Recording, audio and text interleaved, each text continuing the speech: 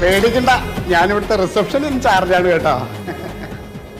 സാറേ എന്റെ കാര്യം എന്താ പ്യാരിജാത, ഞാൻ എത്ര പ്രാവശ്യം പറഞ്ഞതാണ് നടക്കില്ല എന്ന്.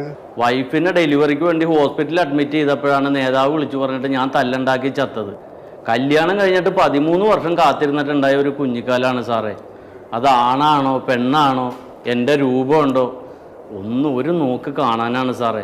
ദൂരെ മാറി നിന്നിട്ട് ഞാൻ കണ്ടിട്ട് പോന്നോളാം. എൻ്റെ പ്യാരിജാത, അത് ഈ വല്ലവൻ്റെയും വാക്കും കേട്ട് തല്ലാനും വെട്ടാനും പോകുന്ന എല്ലാവരുടെയും അവസ്ഥ ഇവിടെ ഇങ്ങനെയാണ്.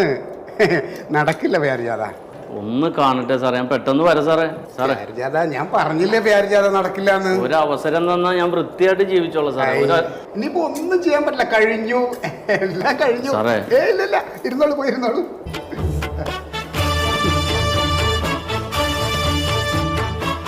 രാജാവേ, എന്താ സുമേഷേ? രാജാവേ, ഞാനൊന്ന് ഭൂമിയിലേക്ക് പോയിക്കോട്ടെ.